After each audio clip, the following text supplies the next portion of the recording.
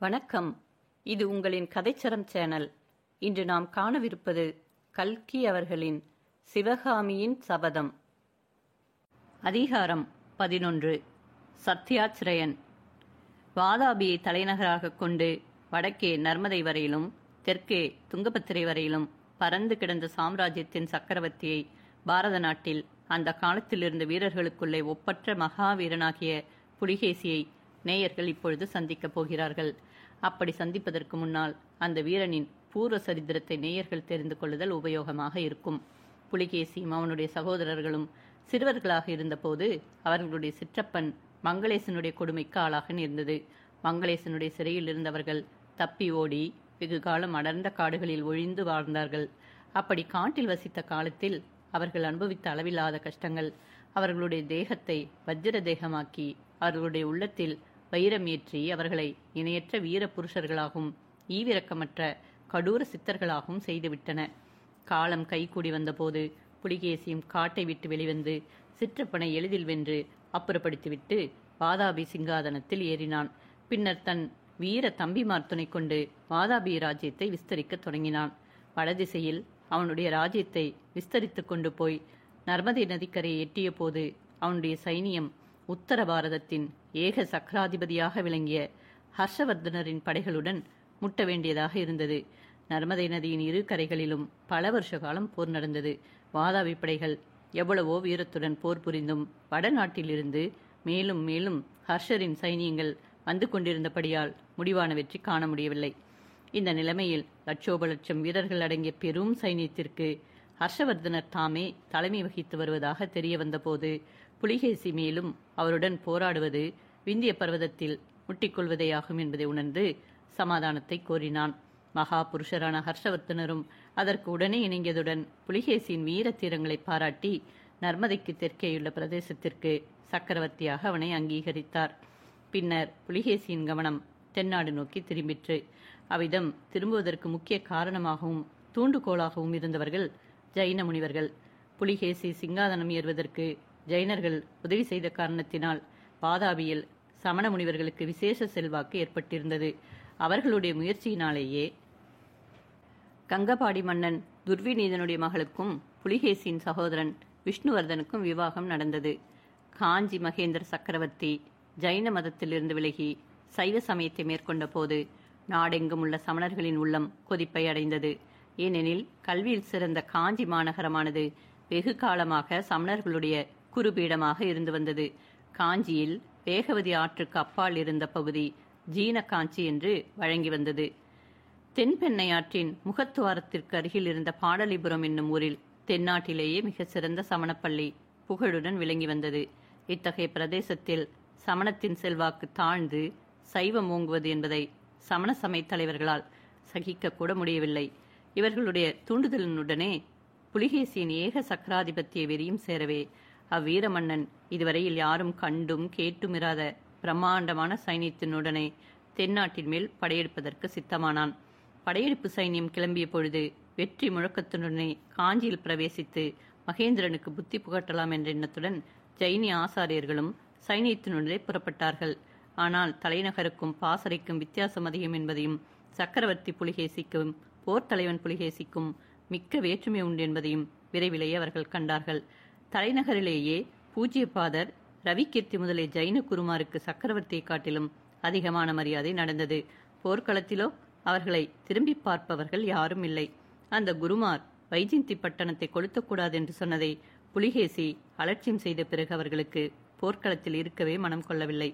புலிகேசியிடம் சிறிது விவாதம் செய்து பார்த்த பிறகு அவனிடம் விடை பெற்றுக் கொண்டு அவர்கள் திரும்பிச் சென்றார்கள். சலுக்க சக்கரவர்த்தியை அவருடைய முக்கிய படைத்தலைவர்கள் சகிதமாக நாம் சந்திக்கும் போது மேற்கூறியபடி ஜைன குருமார்கள் பாசறையிலிருந்து போய்விட்டதை குறித்துத்தான் பேச்சு நடந்து கொண்டிருந்தது. வானை அளாவி பறந்து கொண்டிருந்த வராக கொடியின் கீழே விஸ்தாரமான கூடாரத்தின் நடுவில் தங்க சிங்காதனத்தில் மணிமுகுடம் தரித்த புலிகேசி மன்னன் கம்பீரமாக அமர்ந்திருந்தான். சிங்காதனத்துக்கு எதிரே தரையிலே விரித்திருந்த ரத்தன கம்பளத்தில் 7-8 பேர் உட்கார்ந்திருந்தார்கள். அவர்கள் படைத்தலைவர்கள் முதலே பெரிய பதவி வகிப்பவர்களாக இருக்க வேண்டும் என்று அவர்களுடைய தோற்றத்திலிருந்து தெரிய வந்தது. அவர்கள் எல்லோருடைய கண்களும் பயபக்தியுடன் புலிகேசியின் முகத்தையே நோக்கிய வண்ணம் இருந்தது. புலிகேசியும் அவனுடைய படைத்தலைவர்களும் பேசிய பாஷையில் தமிழ்ச் சொற்களும் பிராகிருத சொற்களும் கலந்திருந்தன. லட்சணம்தான். இந்த திகம்பர சந்நியாசிகள் என்ன எண்ணிக்கொண்டு நம்முடன் கிளம்பினார்கள் என்று தெரியவில்லை. இவர்கள் இஷ்டப்படியே யுத்தத்தை நடத்துவதாக இருந்தால் உருப்பட்டார் போலத்தான் என்று புலிகேசி கூறினான். அவர்கள் போய்விட்டதே சேமம். அவர்கள் நம்மோடு வந்து கொண்டிருந்தால் யுத்தம் செய்யவே முடியாது. கோயில்களும் சங்கராமங்களும் ஸ்தூபங்களும் கட்டி கொண்டு போகலாம் என்றான் ஒரு படைத்தலைவன். எல்லோரும் கலகலவென்று சிரித்தார்கள். சிரிப்பு அடங்கியதும் இன்னொரு படைத்தலைவன், ஜைன முனிவர்களை அனுப்பிவிட்டோம் சரிதான், ஆனால் புத்த பிக்ஷுவின் இஷ்டப்படியே யுத்தம் நடத்துவதாக ஏற்பட்டிருக்கிறது என்று கூறி புலிகேசின் முகத்தை ஏறிட்டு பார்த்தான். ஆஹா, அது வேறு விஷயம். பிக்ஷுவின் யோசனை கேட்டதில் இதுவரையில் நாம் எந்தவித நஷ்டமும் அடையவில்லை, எந்த காரியமும் தவறாக போனதுமில்லை என்றான் புலிகேசி. பிறகு எதிரிருந்தவர்களில் ஒருவனை குறிப்பிட்டு பார்த்து, நம் ஒற்றற்படை வெகு லட்சணமாக வேலை செய்கிறது போலிருக்கிறதே. பிக்ஷுவின் தூதனை நம்முடைய ஆட்கள் கண்டுபிடித்துக் கொண்டு வருவதற்கு மாறாக தூதன் அல்லவா நம்மை தேடி பிடித்திருக்கிறான் என்று கூறிய போது இயற்கையாகவே கடுமையான குரலில் இன்னும் அதிக கடுமை தொனித்தது. அந்த ஒற்றற்படை தலைவன் ஒரு கணம் தலை குனிந்திருந்து விட்டு பிறகு நிமிர்ந்து புலிகேசியை நோக்கி, ஏதோ பிசகு நேர்ந்திருக்கிறது. நான் அனுப்பிய ஆட்கள் இன்னும் வந்து சேரவில்லை என்று சொல்லிக் கொண்டிருக்கும் பொழுதே கூடாரத்திற்குள் யாரோ வருவது கண்டு திரும்பி பார்த்து, ஆஹா, இதோ வந்து விட்டார்களே என்றான். அப்போது பின்கட்டு முன்கட்டாக கட்டியிருந்த பரஞ்சோதியை முன்னால் தள்ளி கொண்டவனை சிறைப்பிடித்து வந்த வீரர்கள் உள்ளே வந்து கொண்டிருந்தார்கள். அந்த காட்சியை பார்த்த புலிகேசி, இது என்ன, இந்த சிறுவன் யார் என்று கேட்டது பரஞ்சோதியின் காதில் இடி முழக்கம் போல விழுந்தது. மர்ம ஓலை.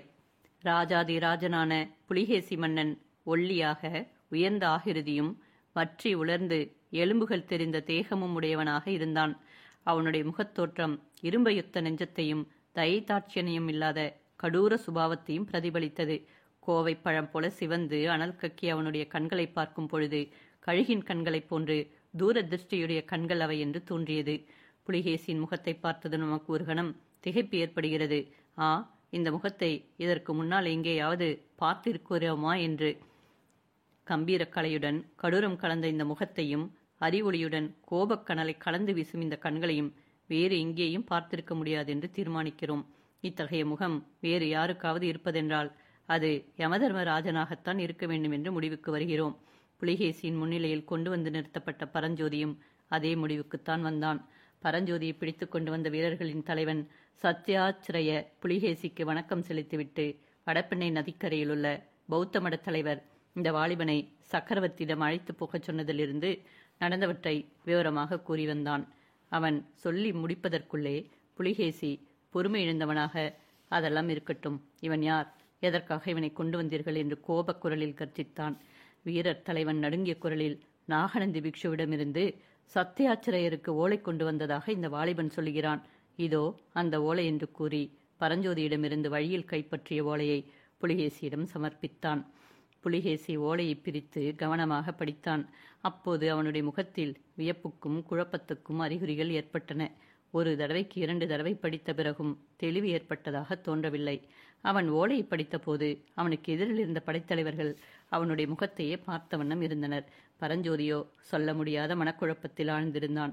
அவன் நாகநந்தியின் ஓலையை எடுத்துக்கொண்டு கிளம்பிய போது இம்மாதிரி பகைவர்களிடம் சிறைப்பட்டு எதிரி அரசன் முன்னால் நிற்க நேரிடும் என்று நினைக்கவே இல்லை. அந்த எதிரியின் பாசறையில் வஜ்ரபாகுவை சந்தித்ததும் அவன் போகிற போக்கில் சத்தியாச்சிரய புலிகேசியிடம் உண்மையை உள்ளபடி சொல்லு என்று கூறியதும் அவனுடைய மனக்குழப்பத்தை அதிகமாக்கின. இன்னும் நாகநந்தி தன்னிடம் ஓலையை கொடுத்த போது கூறிய வார்த்தைகள் நினைவு வந்தபோது அவன் தலையே கிறுகிறுக்கும் போல ஆகிவிட்டது. இந்த ஓலையை நீ சத்தியாச்சிரயரிடமே கொடுக்க வேண்டும், வேறு யாரிடமும் கொடுக்கக்கூடாது. சத்தியாச்சிரயரை ஒருவேளை நீ வழியிலேயே சந்தித்தாலும் சந்திக்கலாம். எப்போது எந்த கோலத்தில் அவர் இருப்பார் என்று சொல்ல முடியாது. அவரை எந்த கோலத்தில் பார்த்தாலும் நீ அதிசயப்படாதே. இவ்விதம் நாகநந்தி பிக்ஷு கூறியது அவனுக்கு நினைவு வந்தது. நாகநந்தி கூறிய சத்தியாச்சிரயர் இந்த வாதாபி சக்கரவர்த்தி புலிகேசியா? நாம் கொண்டு வந்த ஓலையில் உள்ள விஷயம் அஜந்தா வர்ண கலவை சம்பந்தமானதுதானா, அல்லது ஒரு பெரிய மர்மமான சூழ்ச்சியில் நாம் அகப்பட்டு கொண்டிருக்கிறோமா என்று பரஞ்சோதி எண்ணிய பொழுது அவன் அறிவு குழம்பியது. புலிகேசி சற்றென்று தலையை தூக்கி எதிரே இருந்த படைத்தலைவர்களை பார்த்து, இந்த ஓலையில் என்ன எழுதியிருக்கிறது தெரியுமா என்று கேட்டான். உடனே, உங்களால் ஒரு நாளும் ஊகம் செய்ய முடியாதென்று தானே மறுமொழியும் கூறிவிட்டு இடி இடி என்று சிரித்தான். இடி முழக்கம் நிற்பது போலவே சட்டென்று சிரிப்பை நிறுத்திவிட்டு காவலர்களுக்கு நடுவில் கட்டுண்டு நின்ற பரஞ்சோதியை உற்று நோக்கினான். புலிகேசியினுடைய கழுகு கண்களின் கூரிய பார்வை பரஞ்சோதியின் நெஞ்சையே ஊடுருவது போல இருந்தது. புலிகேசி அவனை பார்த்து கடுமையான குரலில், பிள்ளாய், உண்மையைச் சொல். நீ யார்? எங்கு வந்தாய்? இந்த ஓலையை கொடுத்தது யார்?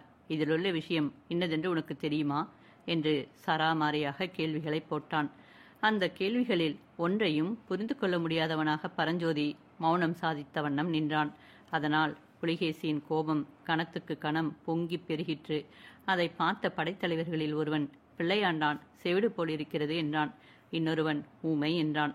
மற்றொருவன், அதெல்லாம் இல்லை, பையனுக்கு நம்முடைய பாஷை புரியவில்லை, அதனால்தான் விழிக்கிறான் என்றான். அப்போது புலிகேசி, ஆமாம், அப்படித்தான் இருக்க வேண்டும். ஜைன முனிவர்கள் கோபித்து கொண்டு போனதில் அதுதான் ஒரு சங்கடம். அவர்கள் இருந்தால் எந்த பாஷையாக இருந்தாலும் மொழிபெயர்த்து சொல்லிவிடுவார்கள். போகட்டும், இவனை கொண்டு போய் சிறைப்படுத்தி வையுங்கள், பிறகு பார்த்துக் கொள்வோம் என்று கூறியவன் திடீரென்று, வேண்டாம், இவன் இங்கேயே இருக்கட்டும். சற்று முன்பு வந்திருந்த வீரன் வஜ்ரபாகுவை உடனே போய் அழைத்து வாருங்கள் என்றான். வஜ்ரபாகுவை அழைக்கப் போன ஆள் புலிகேசி படைத்தலைவர்களை பார்த்து கூறினான், அந்த ஓலையில் என்ன எழுதியிருக்கிறது தெரியுமா? கேளுங்கள் அதிசயத்தை. இந்த ஓலை கொண்டு வருகிற பையனிடம் அஜந்தா வர்ண ரகசியத்தை சொல்லி அனுப்ப வேண்டுமாம். 2 வருஷமாக நான் அஜந்தா குகைகளிலேயே வசித்திருந்தும் அந்த புத்த பிக்ஷுக்களிடமிருந்து வர்ண ரகசியத்தை என்னால் அறிய முடியவில்லை. பிக்ஷுக்கள் அவ்வளவு பத்திரமாக அஜந்தா வர்ண ரகசியத்தை பாதுகாக்கிறார்கள். அப்படி இருக்க இந்த பிள்ளையிடம் அதை சொல்லி அனுப்பும்படி இந்த ஓலையில் எழுதியிருக்கிறது. எழுத்தோ நம் பிக்ஷு எழுதியதாகவே தோன்றுகிறது. இதை பற்றி நீர் என்ன நினைக்கிறீர் மைத்ரேயரே என்று சொல்லிக்கொண்டே புலிகேசி மன்னன் அந்த ஓலையை ஒற்றர் படைத்தலைவனிடம் நீட்டினான். மைத்ரேயன் ஓலையை வாங்கி கவனமாக படித்தான். பின்னர் சக்கரவர்த்தியை பார்த்து, சத்யாச்சிரயா, இதில் ஏதோ மர்மமான செய்தி இருப்பதாக தெரிகிறது. பையனை விசாரிக்கிறபடி விசாரித்தால் தெரிகிறது என்றான். அழகுதான் மைத்ரேயரே, பையனை எப்படி விசாரித்தாலும் அவன் சொல்கிறது நமக்கு விளங்காமல் என்ன உபயோகம்? அதற்காகத்தான் வஜ்ரபாகுவை எதிர்பார்த்து கொண்டிருக்கிறேன் என்றான் புலிகேசி. இப்படி அவன் சொல்லிக் கொண்டிருக்கும் பொழுதே வஜ்ரபாகு கூடாரத்திற்குள் நுழைந்தான். புலிகேசியின் அருகில் வந்து வணங்கி, ராஜாதிராஜனே, மறுபடியும் ஏதாவது ஆணை உண்டா என்று கேட்டான். வஜ்ரபாகு, உம்மைப் போலவே இந்த பையனும் எனக்கு ஓர் ஓலை கொண்டு வந்திருக்கிறான். ஆனால் அதில் உள்ள விஷயம் மர்மமாக இருக்கிறது. ஓலையை யார் கொடுத்தார்கள், யாரிடம் கொடுக்கச் சொன்னார்கள் என்பதை விவரமாக விசாரித்துச் சொல்லும். அதற்காகத்தான் உம்மை மீண்டும் தெரிவித்தேன் என்றான். வஜ்ரபாகு பரஞ்சோதியின் பக்கம் திரும்பி உற்று பார்த்து, ஆஹா, இந்த பையனா?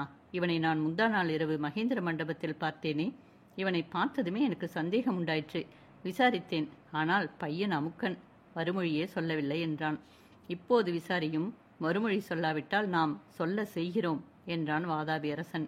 மன்னர் மன்னா, இவன் சுத்த வீரனாக காண்கிறான். இவனை பயமுறுத்தி தகவல் ஒன்றும் அறிய முடியாது. நானே விசாரித்து பார்க்கிறேன் என்று வஜ்ரபாகு கூறிவிட்டு பரஞ்சோதியை நோக்கி, தம்பி, நான் அப்போதே சொன்னேன் அல்லவா, அதன்படி சத்யாச்சிரயரிடம் உள்ளது உள்ளபடி சொல்லு. பயப்பட வேண்டாம், நான் உன்னை தப்புவிக்கிறேன் என்றான். அதற்கு பரஞ்சோதி, ஐயா, எனக்கு பயமே கிடையாது. எதற்காக பயப்பட வேண்டும்? உயிருக்கு மேலே நஷ்டமாக கூடியது ஒன்றுமில்லை அல்லவா. இந்த ஓலையை நாகார்ஜுன பர்வதத்துக்கு கொண்டு போய் சத்யாச்சிரயரிடம் கொடுக்கும்படி நாகநந்தி பிக்ஷு கூறினார். நீங்கள் சொல்லுகிறபடி இவருக்குத்தான் இந்த ஓலை என்றால் பெற்றுக்கொண்டு விடை எழுதி கொடுக்கட்டும்.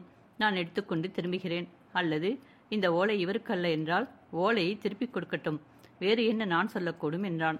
வஜ்ரபாகு புலிகேசியை பார்த்து, அரசர்க்கரசரே, ஓலையை நாகநந்தி பிக்ஷுதான் கொடுத்ததாகவும் அதில் ஏதோ அஜந்தா வர்ண சேர்க்கையை பற்றி எழுதியிருப்பதாகவும் பிள்ளையாண்டான் சொல்கிறான்.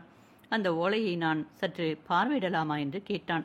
புலிகேசி ஓலையை வஜ்ரபாகுவிடம் கொடுத்து, இதிலிருந்து தெரியக்கூடியது ஒன்றுமில்லை, நீர் வேண்டுமானாலும் பாரும் என்றான். வஜ்ரபாகு ஓலையில் சிறிது நேரம் கவனம் செலுத்திவிட்டு, பிரபு, நாகார்ஜுன பர்வதத்தில் உள்ள புத்த சங்கராமத்தின் தலைவரின் திருநாமம் சத்யாச்சிரய பிக்ஷுதானே என்று கேட்டான். ஆமாம், அதனால் என்ன? இந்த ஓலை அவருக்கே இருக்கலாம் அல்லவா? இருக்கலாம். ஆனால் நாகநந்தி அவருக்கு இம்மாதிரி விஷயத்தை பற்றி எழுத நியாயமே இல்லையே. பிரபு, இந்த ஓலையை படித்ததும் நாகநந்தி பிக்ஷு கூறிய ஒரு விஷயம் எனக்கு ஞாபகம் வருகிறது. கிருஷ்ணா நதிக்கரையோடு வேங்கி ராஜ்யத்தின் மேல் படையெடுத்துச் செல்லும் தங்கள் சகோதரருக்கும் செய்தி அனுப்ப வேண்டும் என்று அவர் சொன்னார். ஒருவேளை தங்கள் சகோதரர் விஷ்ணுவர்தன மகாராஜாவுக்கு இதில் ஏதாவது செய்தி இருக்கலாம் அல்லவா? இதை கேட்டதும் புலிகேசியின் முகம் பிரகாசமடைந்தது. வஜ்ரபாகு, நீர் மகா புத்திசாலி. நம்முடனேயே நீர் இருந்து விடலாமே, பல காரியங்களுக்கு அனுகூலமாக இருக்கும் என்றான். பிறகு தன் படைத்தலைவர்களிடம் சிறிது கலந்து யோசித்துவிட்டு, எப்படியும் விஷ்ணுவர்தனனுக்கு நான் ஓலை அனுப்ப வேண்டியிருக்கிறது. ஓலையுடன் 9 வீரர்கள் போகட்டும். அவர்களுடன் இந்த பையனையும் அனுப்புங்கள். இவனுடைய ஓலையின் விஷயம் என் தம்பிக்கு விளங்காவிட்டால் இவனை உடனே சிரச்சேதம் செய்ய கட்டளையிட்டு அனுப்புங்கள் என்றான். பிறகு வஜ்ரபாகுவை நோக்கி, இந்த விஷயத்தை பையனிடம் சொல்லும் என்று ஆஞ்ஞாபித்தான். வஜ்ரபாகு பரஞ்சோதியிடம், தம்பி, நாகார்ஜுன மலைக்கு இங்கிருந்து சக்கரவர்த்தியின் ஓலையுடன் 9 வீரர்கள் நாளை காலையில் போகிறார்கள். அவர்கள் உன்னையும் அழைத்து போவார்கள். நீ கொஞ்சமும் கவலைப்பட வேண்டாம். நாளை ராத்திரி உன்னை அநேகமாக நான் வழியில் சந்திப்பேன் என்றான். பரஞ்சோதி அகமும் முகமும் மலர்ந்தவனாக, ஐயா, தங்களுடன் பிரயாணம் செய்வதாக இருந்தால் நரகத்துக்கு வேண்டுமானாலும் நான் வர சித்தம். தங்களிடம் கதை கேட்க அவ்வளவு ஆவலாக இருக்கிறது என்றான். பையன் என்ன சொல்கிறான் என்று புலிகேசி கேட்டதற்கு பிள்ளையாண்டான், பலே கைகாரன், தான் கொண்டு வந்த ஓலை தங்களுக்கு இல்லை என்றால் தன்னிடமே திருப்பி கொடுத்து விடும்படி கேட்கிறான். இளங்கன்று பயமறியாது என்று தமிழிலே ஒரு பழமொழி உண்டு என்றான் வஜ்ரபாகு. புலிகேசி சிரித்துவிட்டு, அப்படியா, நல்லது, ஓலையை பையனிடமே கொடுத்து வைக்கலாம். இப்போதைக்கு அவனுடைய கட்டையும் அவிழ்த்து விடுங்கள் என்றான். ஓலையை பரஞ்சோதியிடம் கொடுத்ததோடு அவனுடைய கட்டுக்களையும் உடனே அவிழ்த்து விட்டார்கள். பிறகு அவனை சக்கரவர்த்தியின் சமூகத்திலிருந்து அழைத்துச் சென்றார்கள். மறுநாள் அந்தி மயங்கும் சமயத்தில் பரஞ்சோதியும் அவனுக்கு முன்னும் பின்னுமாக சென்ற 9 வீரர்களும் காட்டு மலைப்பாதையில் ஒரு குறுகிய கணவாயை தாண்டி அப்பால் சற்று தூரத்தில் இருந்த ஒரு பழைய பாழடைந்த வீட்டை அடைந்தார்கள். அந்த வீட்டின் வாசல் திண்ணையில் ஒரு முதிய கிழவன் உட்கார்ந்திருந்தான். தலையும் தாடியும் நரைத்த கிழவன் உலக பிரஞையே அற்றவனாக கையில் இருந்த ஜபமாலையை உருட்டி கொண்டிருந்தான். 10 குதிரைகள் சேர்ந்தாற்போல வந்து அவ்வீட்டின் வாசலில் நின்றதை கூட அவன் பொருட்படுத்தவில்லை. அந்த வீரர்களில் ஒருவன் கிழவனை என்னவோ கேட்க, அவன் 2 வார்த்தையில் மறுமொழி கூறிவிட்டு மறுபடியும் ஜபமாலையை உருட்டலானான். அன்றிரவு அந்த பாழ் வீட்டிலேயே தங்குவதென்று அவ்வீரர்கள் முடிவு செய்தார்கள். தங்களில் 4 பேரை 4 ஜாமத்துக்கு காவல் செய்யவும் ஏற்படுத்தி கொண்டார்கள். எல்லோரையும் விட அதிக களைப்புற்றிருந்த பரஞ்சோதிக்கு படுத்த உடனேயே கண்ணை சுற்றி கொண்டு தூக்கம் வந்தது. தூக்கத்தில் ஆழ்வதற்கு முன்னால் அவன் மனதில் கடைசியாக, வஜ்ரபாகு இன்றிரவு சந்திப்பதாக சொன்னாரே, இனி எங்கே சந்திக்கப் போகிறார் என்ற எண்ணம் தோன்றியது. பரஞ்சோதிக்கு அன்றைக்கு தூக்கத்தில் ஒரு கனவு கண்டான். புலிகேசியின் கூரிய கழுகு பார்வை ஒரு கணம் அவன் நெஞ்சை ஊடுருவிற்று. இவனை யானையின் காலால் இடறச் செய்யுங்கள் என்று புலிகேசி கட்டளையிடுகிறான். பரஞ்சோதி தன்னை இடற வந்த யானையின் மீது வேலை எறிந்துவிட்டு ஓடுகிறான். யானை அவனை விடாமல் துரத்தி வருகிறது. கடைசியில் அது கிட்ட நெருங்கிவிட்டது. யானையின் தும்பிக்கை தன் தோளில் பட்டதும் பரஞ்சோதி திடுக்கிட்டு திரும்பி பார்க்கிறான். பார்த்தால் யானையின் முகம் அந்த வீட்டு வாசல் திண்ணையில் உட்கார்ந்து ஜபமாலை உருட்டி கொண்டிருந்த கிழவனின் முகமாகவும் துதிக்கை அக்கிழவனின் கையாகவும் மாறியிருக்கின்றன. இது கனவில்லை, உண்மையாகவே அந்த கிழவன் தன்னை தொட்டு எழுப்புகிறான் என்பதை பரஞ்சோதி உணர்ந்ததும் சட்டென்று எழுந்து உட்கார்ந்தான். மாயக்கிழவன். கிழவனுடைய கையில் வேல் ஒன்று இருப்பதையும் அதை பெற்றுக்கொண்டு தன்னுடன் கிளம்பி வரும்படி கிழவன் சமிக்கை செய்வதையும் பலகனி வழியாக வந்த நிலவின் மங்கிய ஒளியில் பரஞ்சோதி உற்று பார்த்து தெரிந்து கொண்டான். பரஞ்சோதி சிறிது தயங்கிய பொழுது கிழவன் அவனுடைய ஒரு கையை தன்னுடைய இடது கையினால் அழுத்தி பிடித்தான். உடனே பரஞ்சோதிக்கு பழைய ஞாபகம் ஒன்று வரவே அந்த மாயக்கிழவன் கொடுத்த வேலை வாங்கி கொண்டு துள்ளி எழுந்தான். இருவரும் வீட்டின் கொல்லைப்புறம் வழியாக வெளியே வந்தார்கள். பரஞ்சோதி தன்னுடைய குதிரையை இன்னொரு குதிரையும் அங்கே சேணம் பூட்டி ஆயத்தமாக நிற்பதை கண்டான். இருவரும் குதிரைகள் மேல் ஆய்ந்து ஏறிக்கொண்டார்கள். பரஞ்சோதி எதிர்பார்த்தது போல கிழவனுடைய குதிரை உடனே பாய்ச்சலில் கிளம்பவில்லை. பரஞ்சோதிக்கு முதுகுப்புறத்தை காட்டிய வண்ணம் அவன் ஏதோ செய்து கொண்டிருந்தான். எனவே பரஞ்சோதியும் தன்னுடைய குதிரையை இழுத்து பிடிக்க வேண்டியதாயிற்று. தாமதம் செய்து கொண்டிருந்த கிழவன் நடுவில், தம்பி, என்னை யார் என்று தெரிகிறதா என்று கேட்டான். தாடியை பார்த்து முதலில் ஏமாந்துதான் போனேன். கையை பிடித்து அழுத்தியதும் தான் தெரிந்தது. பிசாசுக்கு பயப்படாத சூரர் வஜ்ரபாகு தாங்கள் தானே என்றான் பரஞ்சோதி. உரத்த சத்தத்துடன் சிரித்துக்கொண்டு கிழவன் திரும்பிய பொழுது அவன் முகத்தில் இருந்த நரைத்த தாடியை காணவில்லை. தாடி நீங்கிய முகம் வீரன் வஜ்ரபாகுவின் முகமாக காட்சியளித்தது. யோசித்து சொல் அப்பனே, என்னோடு வருவதற்கு உனக்கு சம்மதமா என்று வஜ்ரபாகு கேட்க, பரஞ்சோதி, எனக்கு வர சம்மதம்தான், உங்களுக்குத்தான் இங்கிருந்து போகும் உத்தேசமில்லை போலிருக்கிறது என்றான். ஏன் அப்படி சொல்கிறாய்? பின்னே இப்படி சத்தம் போட்டு பேசுகிறீர்களே, அவர்கள் வீழ்த்து கொள்ள மாட்டார்களா? அவர்களை எழுப்புவதற்காகத்தானே இறைந்து பேசுகிறேன். தூங்குகிறவர்களை ஏமாற்றிவிட்டு ஓடி தப்பித்து கொண்டான் என்ற அவல பெயர் அச்சுத விக்ராந்தனுடைய வம்சத்தில் உதித்த வீரன் வஜ்ரபாகுவுக்கு வரப்படுமா என்று கூறி எதையோ நினைத்து கொண்டவன் போல இடி இடி என்று சிரித்தான். இதற்குள் வீட்டு வாசலில் காவலில் இருந்த வீரன் குதிரைகளின் காலடி சத்தத்தையும் பேச்சு குரலையும் கேட்டு வீட்டை சுற்றி கொல்லைப்புறம் வந்து பார்த்தான். 2 பேர் குதிரை மேலேறி கிளம்பிக் கொண்டிருப்பதை அவன் கண்டு ஓ என்ற கூச்சலுடன் வீட்டுக்குள் ஓடினான். உடனே அந்த வீட்டுக்குள் வீரர்கள் ஒருவரை ஒருவர் எழுப்பும் சத்தம், என்ன என்று கேட்கும் சத்தமும், மோசம், தப்பி ஓடுகிறார்கள் என்ற கூக்குரலும் ஒரே குழப்பமாக எழுந்தன. வஜ்ரபாகுவும் பரஞ்சோதியும் ஏறியிருந்த குதிரைகள் முதல் நாள் வந்த பாதையில் திரும்பி செல்லத் தொடங்கின. ஆனால் வஜ்ரபாகு குதிரையை வேண்டுமென்றே இழுத்து பிடித்து அதன் வேகத்தை குறைத்ததுடன் ஆங்காங்கு நின்று நின்று சென்றான். பரஞ்சோதி இந்த தாமதத்தை பற்றி கேட்டபொழுது, சலுக்கர்கள் நம்மை வந்து பிடிப்பதற்கு அவகாசம் கொடுக்க வேண்டாமா? அவர்கள் வழி தப்பி வேறு எங்கேயாவது தொலைந்து போய்விட்டால் என்றான். போய்விட்டால் என்ன என்று பரஞ்சோதி கேட்டான். இவ்விடத்திற்கு கொஞ்ச தூரத்தில் ஒரு மலைக்கணவாய் இருக்கிறதல்லவா? அந்த கணவாயில் துர்காதேவி கோயில் ஒன்று இருக்கிறது. நேற்று வரும்பொழுது நீ கவனித்தாயா? இல்லை. நீ எங்கே கவனிக்கப் போகிறாய்? உன்னுடைய கவனமெல்லாம் ஒருவேளை திருவெண்காட்டு கிராமத்திலே இருந்திருக்கும். என்ன சொன்னீர்கள்? அந்த துர்க்கையம்மன் கோயில் வழியாக நான் நேற்றைக்கு வந்தபோது, இன்று சூரியோதய சமயத்தில் அம்மனுக்கு 9 உயிர்களை பலி கொடுப்பதாக வேண்டிக் கொண்டு வந்திருக்கிறேன். இவர்கள் வேறு வழியில் போய்விட்டால் என்னுடைய வேண்டுதலை நிறைவேற்ற முடியாதல்லவா? ஆனால் மேற்கூறிய கிழவனின் வார்த்தைகள் பரஞ்சோதியின் செவியில் விழுந்தனாயினும் அவன் மனதில் பதியவில்லை. பெரியதொரு வியப்பு அவனுடைய உள்ளத்தில் குடிகொண்டிருந்தது.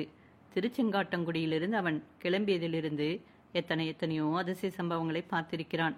அவ்வளவிலும் இடையிடையே அவனுடைய மனமானது திருவெண்காட்டுக்கு போய் வந்து கொண்டிருந்தது. ஆனால் அந்த விஷயம் இந்த வேஷதாரி வஜ்ரபாகுக்கு எப்படி தெரிந்தது என்று நினைத்து பரஞ்சோதி ஆச்சரிய கடலில் மூழ்கினான். பளபளவென்று பொழுது விடியும் தருணத்தில் வஜ்ரபாகுவும் பரஞ்சோதியும் ஒரு மலைக்கணைவாயை அடைந்தார்கள். அவர்கள் இருகாரும் அந்த பாதையானது அங்கே குறுகி இருபுறமும் செங்குத்தாக ஓங்கி வளர்ந்த பாறைச்சுவர்களின் வழியாக சென்றது. கணவாயை தாண்டியதும் ஒரு பக்கம் மட்டும் பாறைச்சுவர் உயர்ந்து இன்னொரு பக்கம் அதல பாதாளமான பள்ளத்தாக்காக தென்பட்டது. அந்த இடத்திற்கு வந்ததும் வஜ்ரபாகு தன் குதிரையை நிறுத்தினான். பரஞ்சோதியையும் நிறுத்தும்படி செய்தான். காலை நேரத்தில் குளிர்ந்த இளங்காற்று மலைக்கணவாயின் வழியாக ஜிலுஜிலுவென்று வந்தது.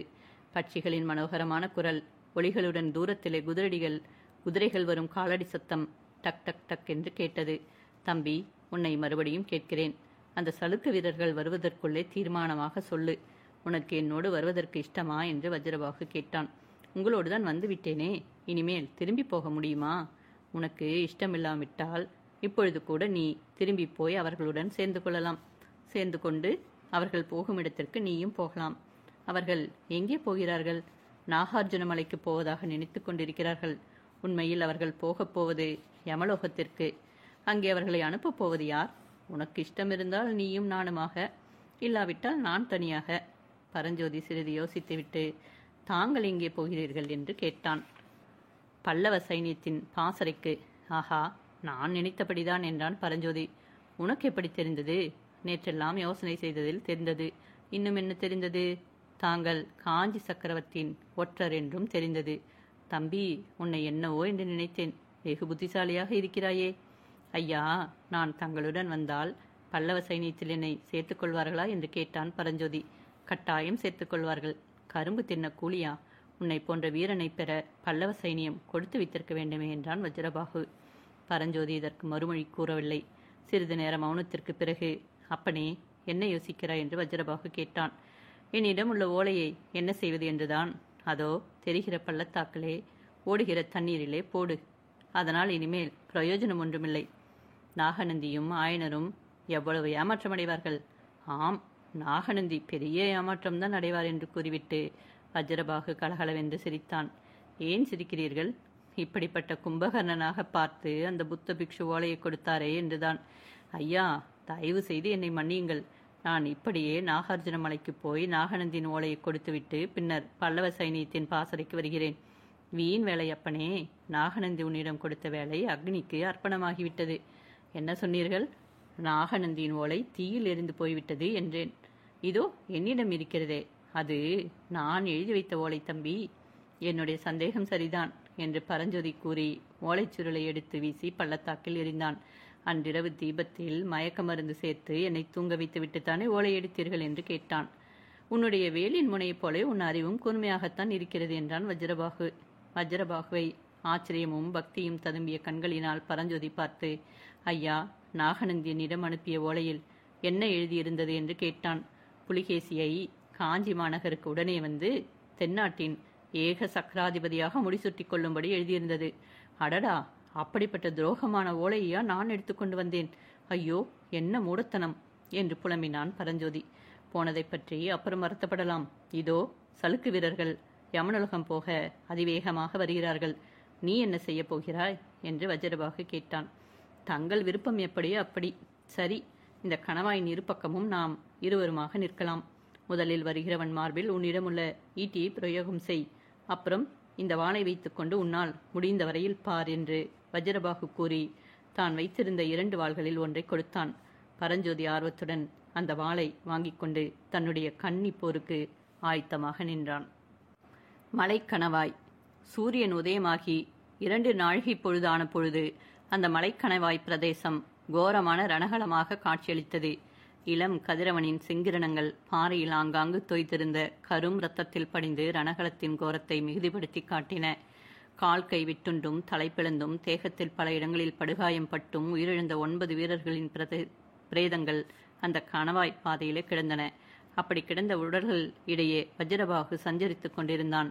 அந்த உடல்களை அவன் புரட்டி பார்த்தும் அவற்றின் உடைகளை பரிசோதித்தும் எதையோ பரபரப்புடன் தேடிக்கொண்டிருந்ததாக தோன்றியது. சற்று தூரத்தில் ஒரு பாறையின் மீது பரஞ்சோதி உட்கார்ந்திருந்தான்.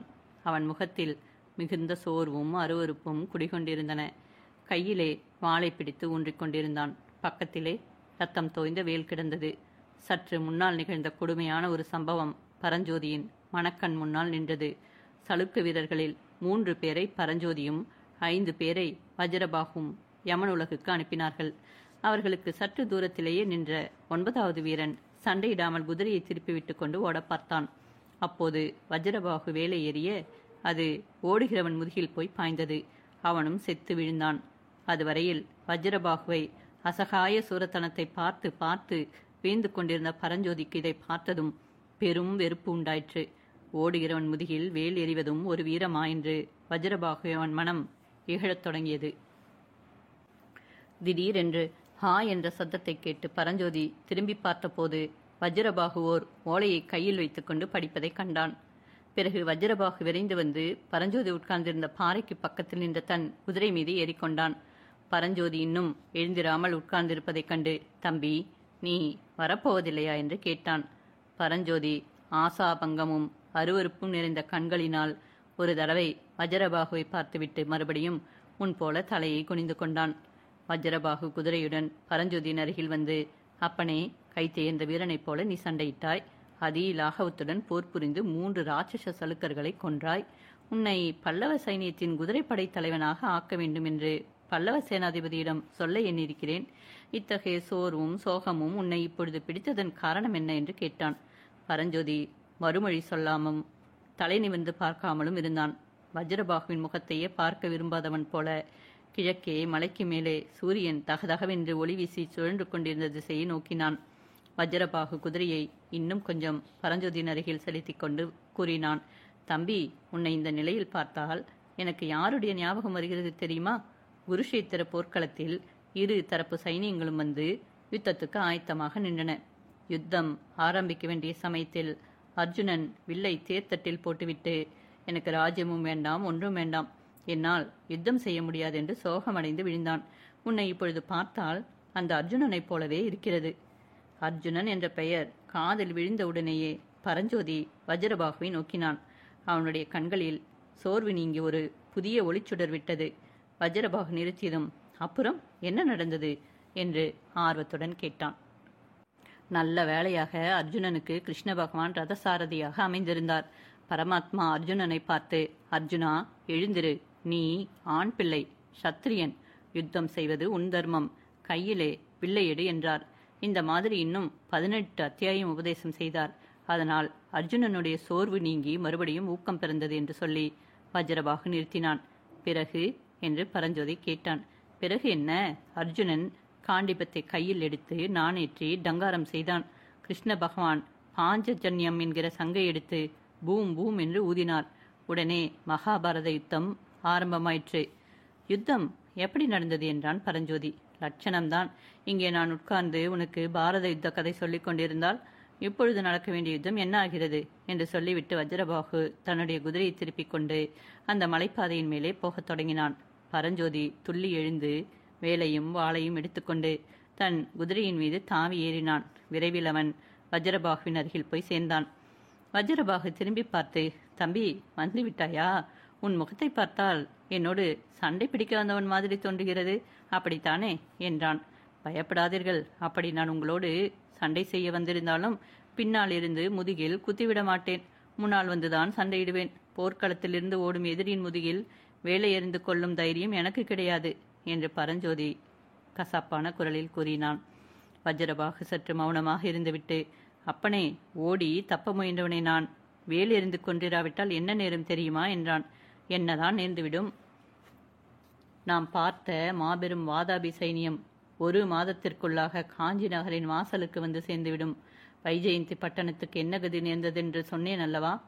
வைஜெயந்தியின் கதி காஞ்சிக்கு நேருமா? பல்லவ சைனியம் எங்கே போயிற்று? மகேந்திர சக்கரவர்த்தி எங்கே போனார்? அதுதானே மர்மமாக இருக்கிறது தம்பி. காஞ்சியிலிருந்து கிளம்பிய மகேந்திர பல்லவர் எங்கே போனார் என்பதுதான் யாருக்கும் தெரியவில்லை. அவர் இன்னும் பல்லவ சைனியத்தின் பாசறைக்கு வந்து சேரவில்லையாம் என்றான் வஜ்ரபாகு. பரஞ்சோதி சற்று சும்மா இருந்துவிட்டு, ஐயா, அப்புறம் அர்ஜுனன் என்ன செய்தான் சொல்லுங்கள் என்று கேட்டான்.